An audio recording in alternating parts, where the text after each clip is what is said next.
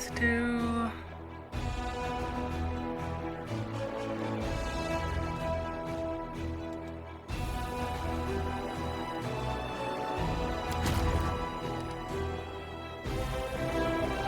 maybe this one? Oh. That's a big maybe.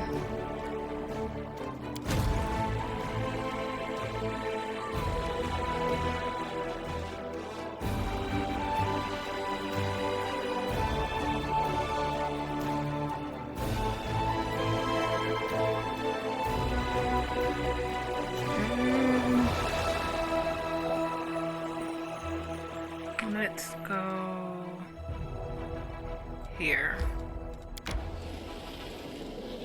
Actually, let's go there. 9, 8.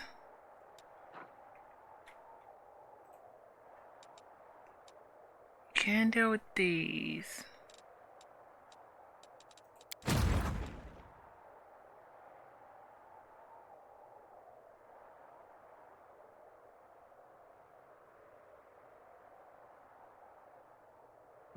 Oh, come on.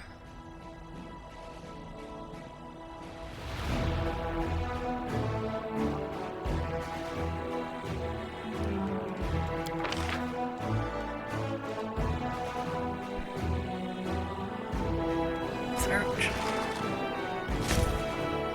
Oh, you're like cavalry. Slingers. Alright.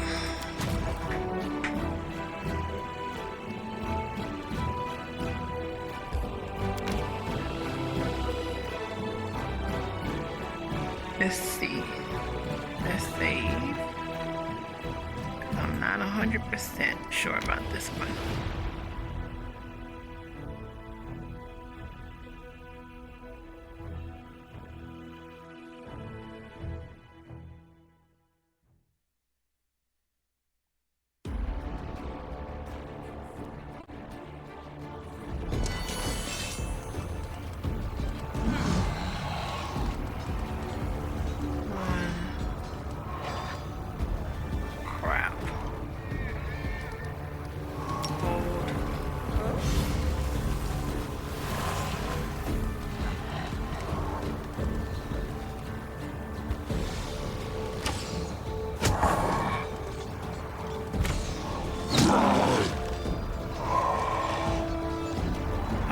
Please don't teleport.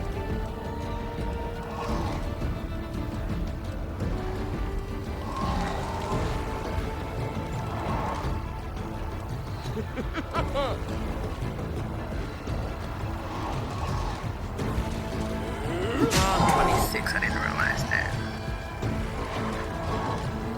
Do you have anything to dispel? I don't think so.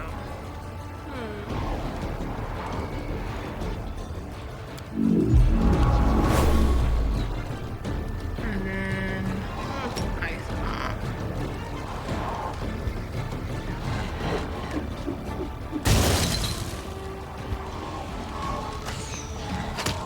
Oh crap. Oh, let's go. Perfect. Oh, that's not as perfect. They're done. They're going.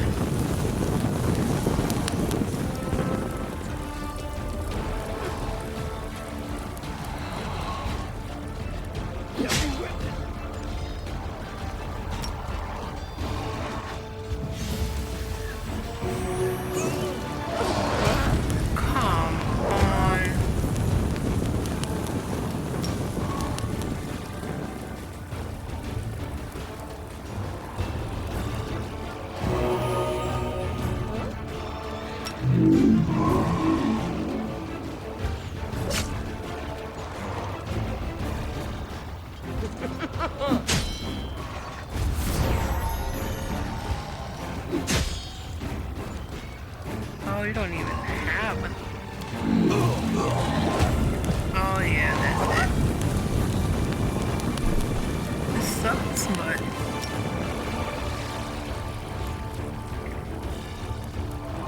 let's reload.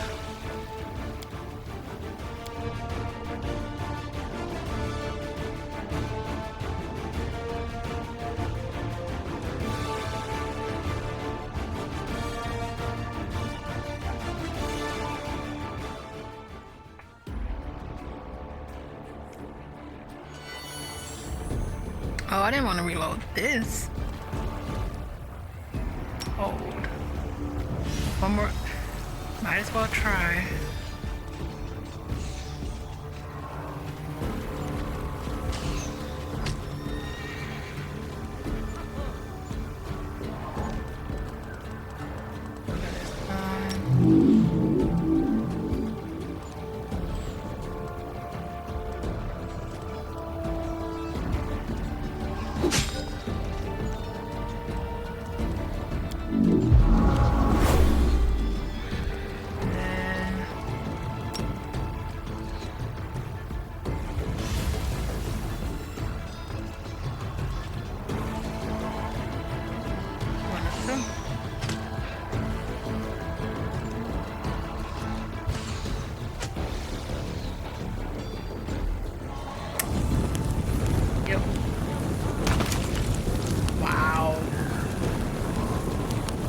Not held. Why were they not held?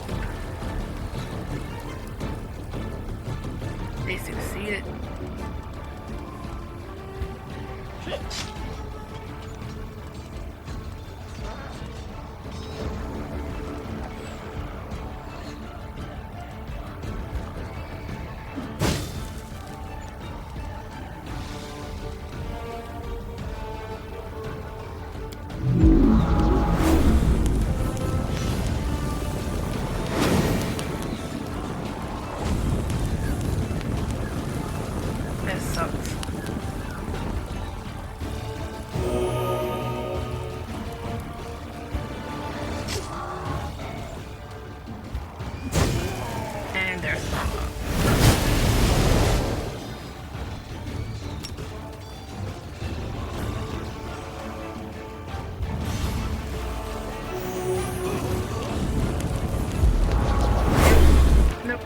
Nope, not ready for that. But it's fine.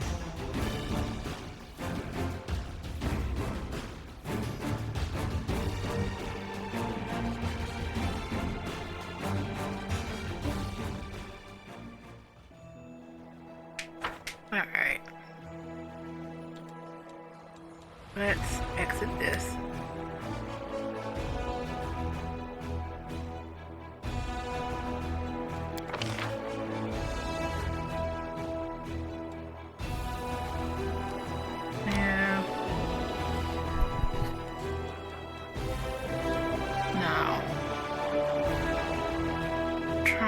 To figure out. I think next is that's cool. Count up the mammoth lords. That's freaking amazing.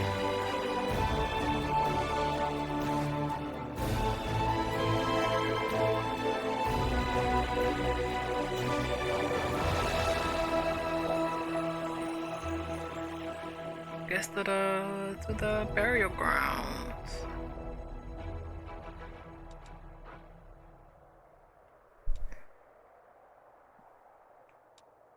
Let's go.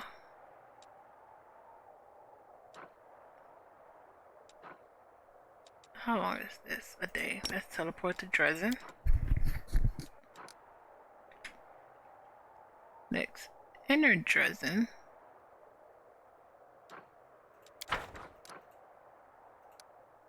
Wait, before that. I know Arushale. Your stuff is done. Darren. And your stuff is done. Oh, he's so freaking cool right now. What a story. Citadel.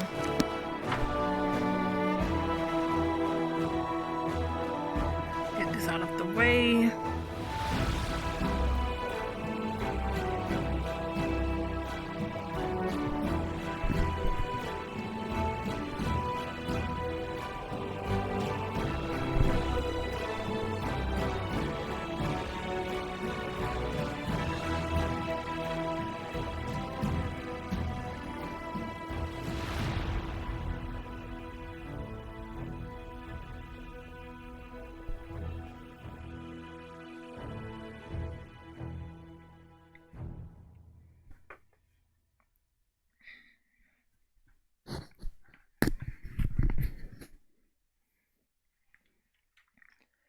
Alrighty, let.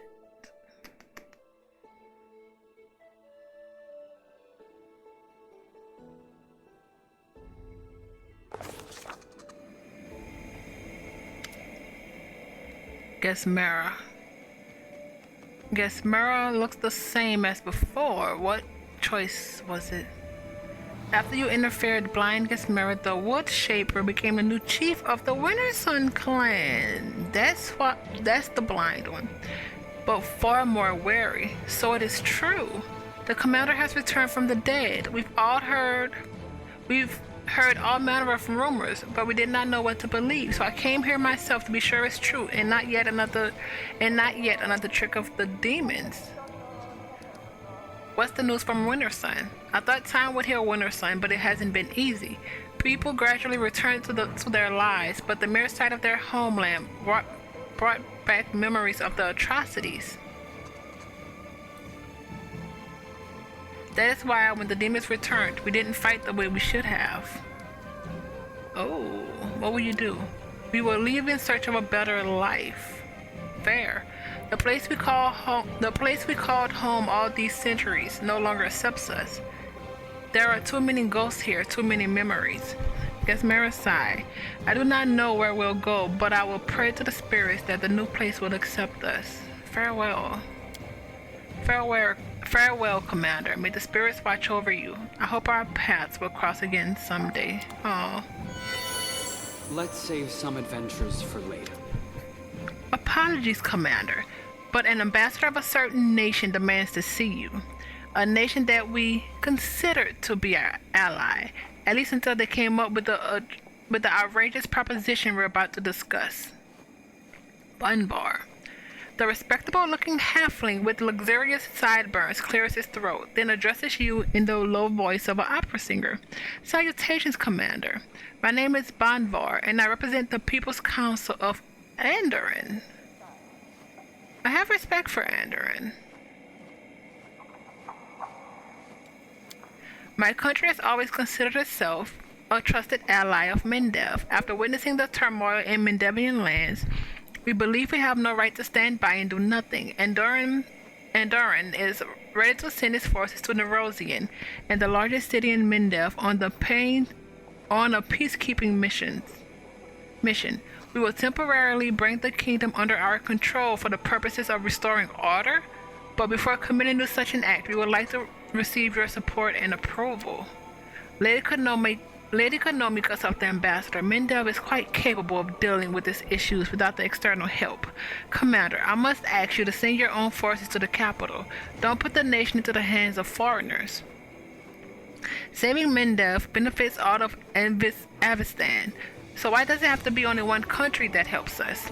We'll ask all our neighbors to send us their trusted servants, who will resolve the crisis and keep an eye on each other, preventing any temptation to exploit our lands and resources. Socio gives the ambassador a soft but knowing smile. I am not particularly enamored of the idea of calling in outsiders to instill order in our country. Before I know it, I'll no longer be a count, and some disagreeable foreigner will be living in my estate. I imagine other nobles will relate to these concerns, so why don't we ask them for help? I've heard all this before. Andoran is once again trying to benefit from Mendev's trouble. This time, their friendly help will involve bringing us the ideas of freedom. No, I do not trust them, and neither will the people if you address them in Incria. Sounds good to me. Andoran's a free country. No aristocrats, no slave, equality. I wouldn't have believed anyone else, but these guys are solid. I'd like to hear from the ambassador. He nods seriously. I am prepared to answer any question you may have. Describe our plan, prove the necessity of this step, and assure you that our intentions are pure. What do you gain from all this? If Mendev crumbles, who's going to fight the demons? Us? No way. After a bark of laughter, he turns serious once more. Great trials breed dictatorship. People flock to strong authoritarian rulers because they can oversee the outcome, but then a crisis ends and their rule does not. Smart. We don't want to enlighten Mendev. We don't want the enlightened Mendev to break into smaller kingdoms ruled by tyrannical generals and the greed of the wealthy. Its people do not deserve such a fate. What made you think Mendev needed your help? Before recommending this course of action to the People's Council, I personally went to assess the situation in all regions of Mendev. It was a rather dreary trip. The recent revolt in the capital is merely a consequence of the crisis, not the source. I am aware of at least 3 other uprisings that could break out in the coming weeks. Tax collection has dropped, and there are areas where taxes aren't being collected at all. The city guard has been bled dry by mass desertion, and crime levels have increased fourfold. The storehouses are forced to provide the populace with bread instead of sending it to you, and it won't get any better, considering that the fate of future harvest is up in the air. The kingdom shakes in the fever of lawlessness. If someone honorable and principled doesn't take the reign of Mendev's salvation, it might not recover from this illness. At one time, you did right by Endorian, despite your politicians demanding otherwise. We're ready to return the favor. Why do you need my permission? He gives you a shrewd smile, because otherwise it will be common pillaging. If you hear a voice screaming help from inside someone's house and rush inside to help, who will condemn you for it? But if you merely hear a commotion and suspecting that someone has broken in, you burst inside with the best of intentions. Good luck proving you're a savior and not a thief who was caught red-handed. We are willing to do some good, but we're not about to put a target on our backs. Chiliacs would immediately accuse us of launching a destructive occupation either way. But with your approval, the price of our assistance might not be unnecessarily high for us in the end. On what conditions do you intend to assist us? Our forces will take the major cities of Mendev and establish the provisionary authority of Andoran. That would mean a return to centralized governance. We will stamp out the widespread crime, stop the plundering of public coffers, and mobilize the remaining resources. Our interference in the nation's affairs won't go beyond that. We will not meddle in political matters, push our beliefs, change the laws, or expropriate any lands or wealth. As soon as the crisis passes, we will depart from Mendev without imposing any obligations. This is a humanitarian mission, not an occupation. Okay. Lady Konomi makes a concerned sound. I hope you understand that all these courteous speeches are just a velvet glove wrapped around an iron fist. Lady Konomi, let's see what the council has. Lady Konomi, what do you think? I'm not denying the fact that Mendev is in the middle of a severe crisis. However, we must solve this problem on our own without involving foreign powers. Nerosian did all they could to help Dresden, and now it's time to reciprocate. I hope you'll give the order to all newly formed detachments standing ready to set out for Dresden to march to Mendev's major cities instead. They will put things back in order by themselves and remind the people that the crown's authority remains strong. I understand that you will have to hold out here without reinforcements until the disaster passes, but such is the cost of our nation's salvation and independence. What, we're supposed to die here without reinforcements, because God forbid Mendevian nobles lose their crushing estates? Forget about it. I'm not doing her stuff at all. Land, why do you dislike the Andoran so much? Because from the very start, they've chosen to pursue their goals through intrigues and provocations. I've heard Andoran is a decent nation, but then why are they acting like this? Do they think their way is too much better than ours and that it justifies using dirty tactics? Do not wish them luck in achieving their ends. The freedom they proclaim reigns of permissiveness. Mendev certainly doesn't need it. We'll reject them publicly, and the people will support us. Fat chance, buddy. Everyone's equal under Andoran's rule. No nobles, no aristocrats, no nothing. Just citizens. Sure, the people will just rise up to drive away those darn invaders and defend their rights to keep slaving away by the blue bloods. For the blue bloods. Wolverjill, why do you trust the Andorans? I've heard how things work in Andoran. They've got equality there. No nobles or commoners, one law for everybody, and the officials serve the people, not the other way around. Sounds to me like these guys are more honest than our lot, so we might as well believe them. I love my Andoran with all my heart, but the truth must come first. You're wrong to idolize my compatriots, Woljuf. They value freedom, but they never pass up a chance for profit either. I forgot that's where he was. I'm afraid that in this case, their motives are far more altruistic. There are two kinds of freedom. The first kind is what slaves dream of and what heroes die for. The second is the drunken, irresponsible freedom of hooligans and thieves. And I think I've just worked out which type of freedom Andoran carries with it. Thank you, Woljuf. Now I'm even more convinced. The ambitions of Andoran are well known. They are zealous in their belief that theirs is the only correct political system, and that all others are various forms of enslavement of the common folk.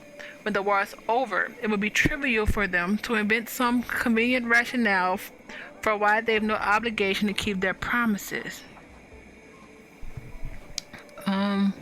Darren, will the nobles be able to solve the nation's predicament without outside help? For all the things people say about my social class, we have one particular quality. Any aristocracy has strong ties to its country. Family estates are our roots, and they run deep in the ground. Bloodlines are the shoots that grow from local history. So yes, the nobility can solve this predicament, for they possess not just experience as rulers, but the will to rule. If you wish to bolster their fervor and win some loyalty, give them new lands here, on the territories reclaimed from demons. Then their ties to you will be almost as strong as they are to Mendev.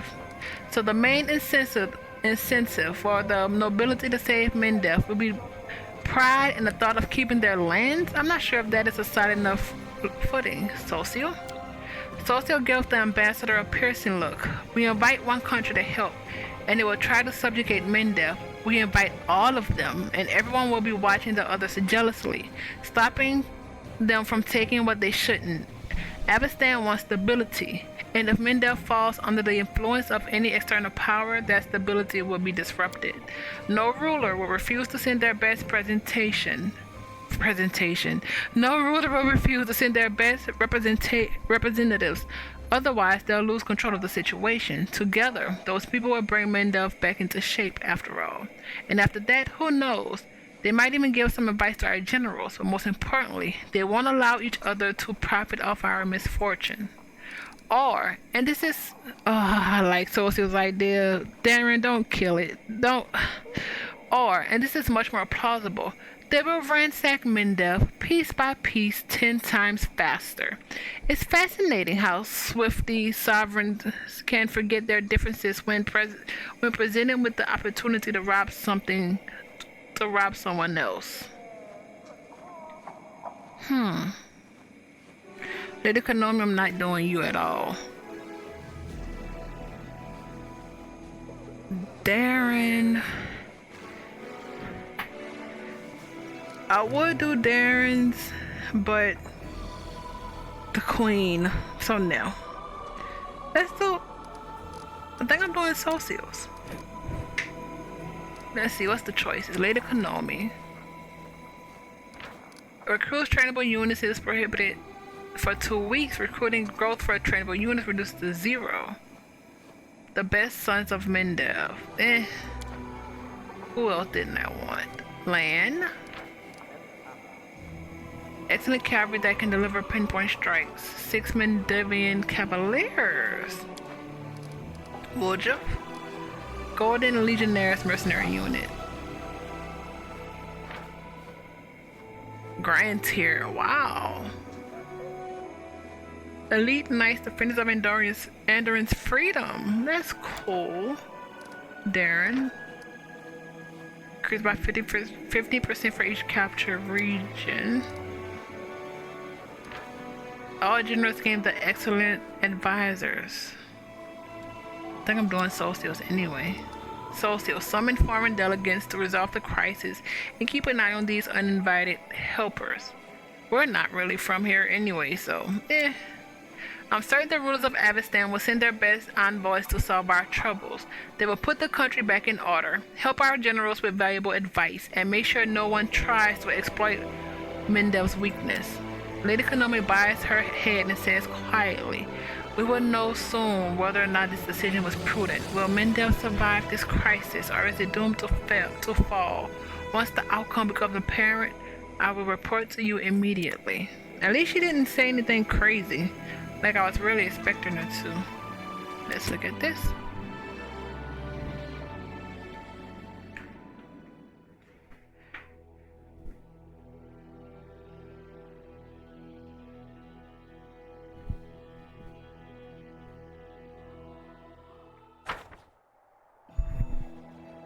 Invitation still's here. Okay. Nothing.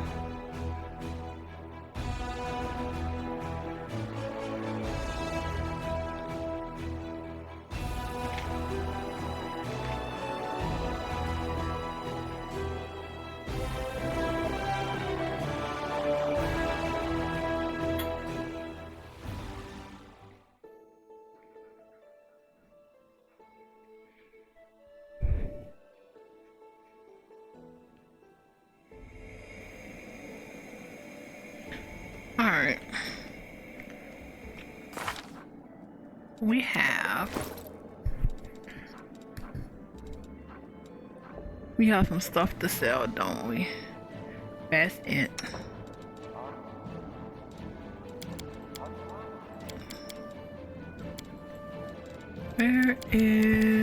There we go, Arias.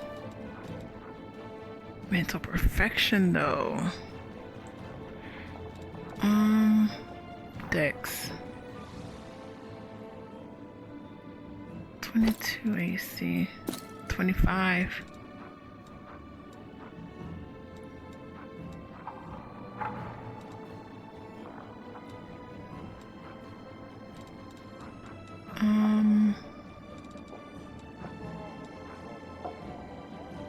Maximize.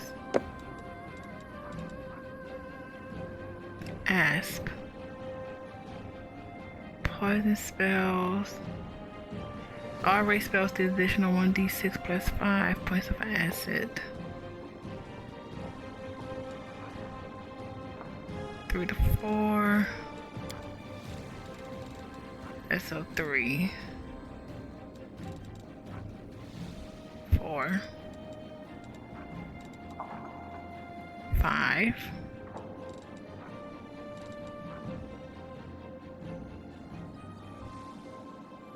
Nope.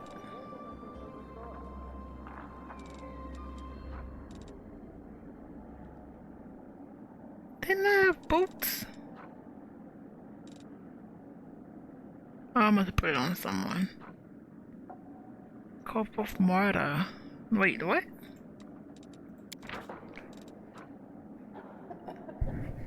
+1 resistance at first level.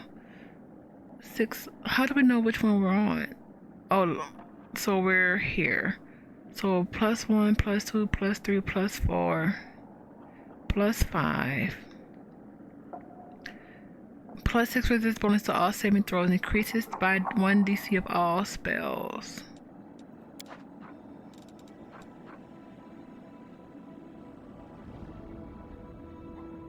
Oh, scroll. Librarian cloak.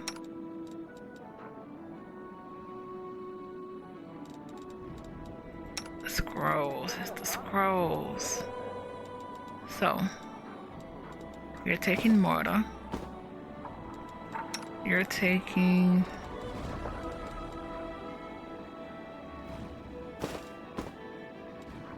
Oh, that's why.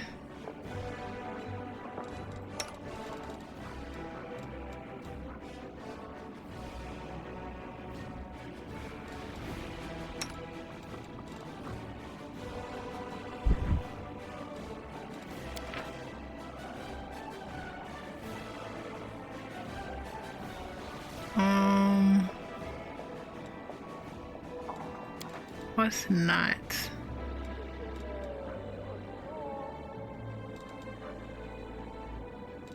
As long as it gives that plus, I'm fine with it.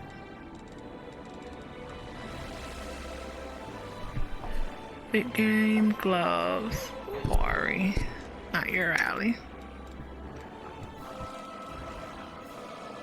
Dueling.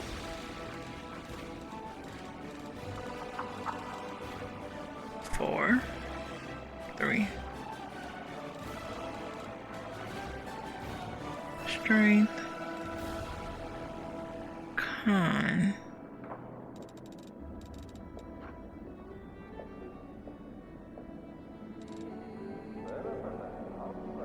Alrighty. What is this? Evasion.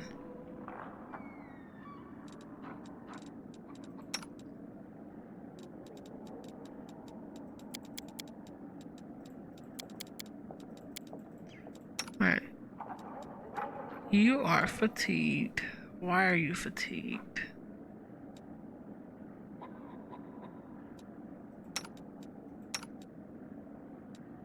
Nope.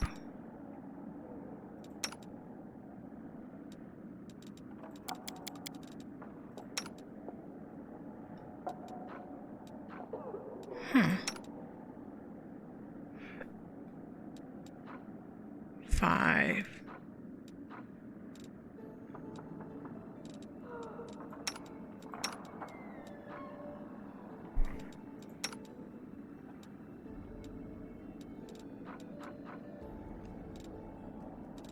It's fine. This is fine. You're using... I'm not taking that off. Physical flow.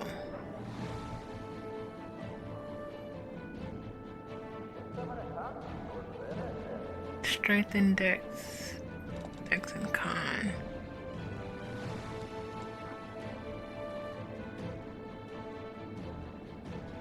Without attack opportunities.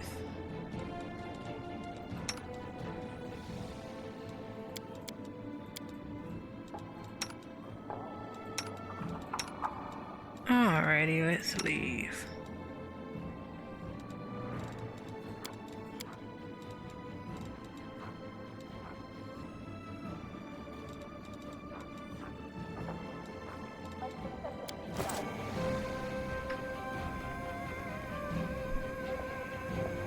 Navy, anything new? Nope. Fragile. Oh.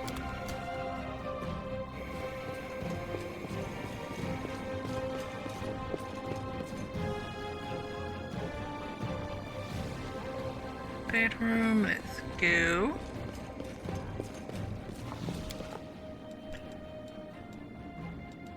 We're going to the streets.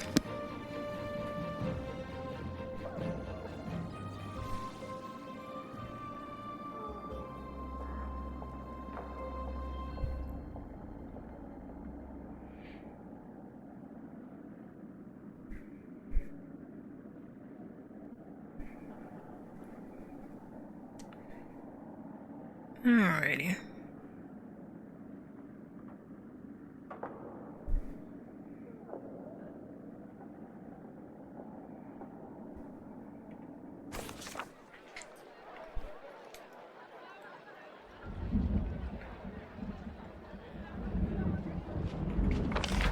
Where's the storyteller? There. Captain Odin. I don't think we have anything we need. Tell a storyteller. Items. Oh, we do. Show the shard of Aridin. What can you tell me about this object? He reverently takes the shard from you and carefully traces his fingers over the surface of the wood. For a long time, he says nothing. His expression gradually shifts to surprise and then bewilderment. And then bewildered. Finally, he returns the shard to you. Nothing. I can't say a thing about it. Why? I am surprised. and disappointed as you, and I am as surprised and disappointed as you. An object that belonged to Aridin himself. It is a rarity indeed, even among the countless curiosity that has passed through my hands. I admit I harbored hope that this shard could help shed light on the greatest mystery of our time, the fate of the last Exilante. But alas, the object is silent. The secrets of its owner are beyond my reach. Okay, thanks. Awaken. The storyteller lays his hand on the dark piece of wood and his unseeing eye stares into the distance. Aridin is dead, his shield shattered into pieces, but the shard points to hidden possibilities. Like a guiding star, I see 3 paths. The first takes the form of a ring, the second a belt, and the third an amulet. Each item will be imbued with the memory of Aridin's deeds. Ooh. Tell me about the amulet. It will be a monument to the fury that Aridin unleashed on all enemies of humanity. You will feel the true rage that burned within his breast when he entered the abyss to do battle, and the demon lord, the lord of the red tide was his name, a name now forgotten, but Aridin's feat is not forgotten, and it will be remembered forevermore. What about the ring? This miraculous item will be the embodiment of the 7 virtues of the Exilante leader: wealth, virility, honest, pride, abundance, great ambition, righteous anger, and peace. As the last Exilante, Aridin wanted only the best for the human race. The belt. Remind the world of the power and commitment of immortal mage Aridin before his ascension, of the power that lay in these hands that raised the stars. Oh, this has from the bottom of the sea. Do we want to know about the power, or do we? I know I'm not doing the amulet at all. I don't care about the rage or the fury. Do we care about the virtue or the embodiment of what he stood for, or the power he has? The ring. I'm ready to make my choice. He nods solemnly and awaits your decision. Whichever one you choose, the item will serve you honest and true, just as Aridin gave all of himself to serve to humanity. In service to humanity. I choose the ring. The storyteller's hands begin to glow. The light surrounds the shard of the shield, immersing the object and hiding it from view for a moment. When the bright light fades, the only thing left is in the storyteller's hand is a gleaming ring. The 7 virtues of a true leader. We have more important things. Pass, no, more, no. Let's see. Oh. Decorated with a 7-pointed star.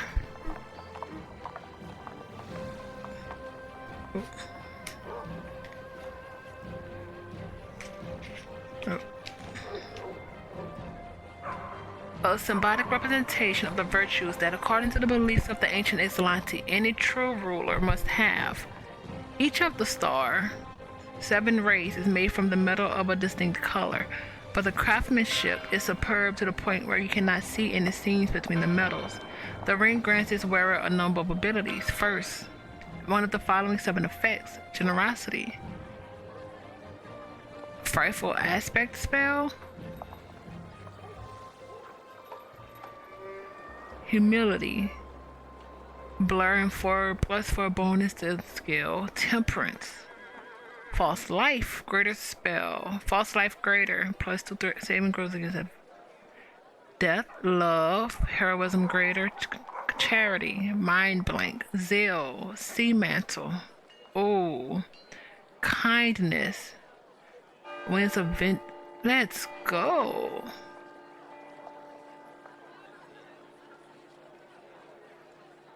The spell effects are applied as if they were cast by a 20th level spellcaster. Secondly, if the wearer is a mythic path, and I'm giving it to Incria, obviously. They gain +5 additional daily uses of their primary ability. Demonic Rage for the Demons, Hell's Decree for... Huh? We'll figure it out. If the mythic path the wearer is on has no such ability, the power of the ring attempts to perfect the wearer's mind and body, granting them +4 inherent bonus to all ability scores. Ability to heal all living creatures within 30 feet for 20d. Oh. 20d6 hit points 7 times a day. All other creatures within range takes as many points of positive energy damage. Creatures that take damage receive a will save to half. If it's on the Lich, it's reverse. All living creatures though, that's that kick.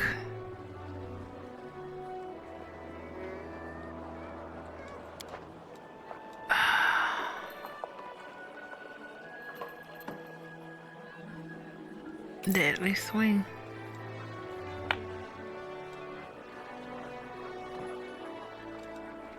Man.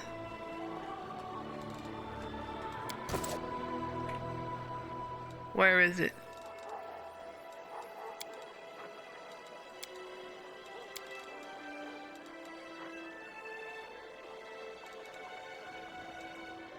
It's probably on one somewhere. Yep. This needs a spot for itself.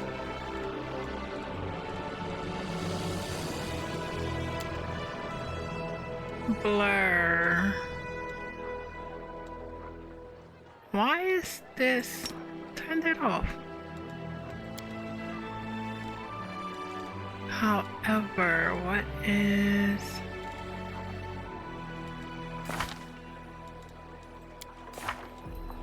It has to be the instrument of freedom. 10.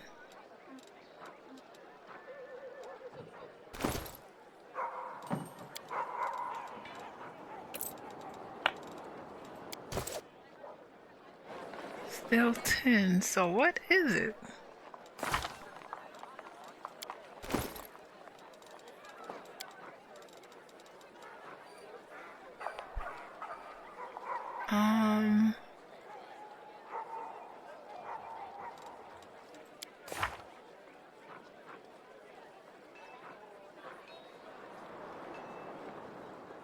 No idea. Let's put it back on.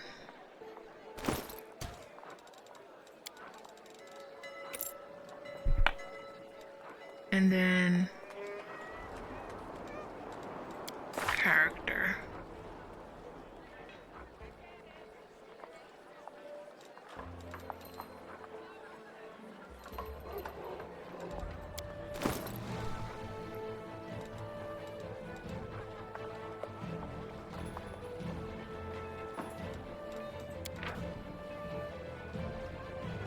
We don't have it, so it's the, yeah, that's fine.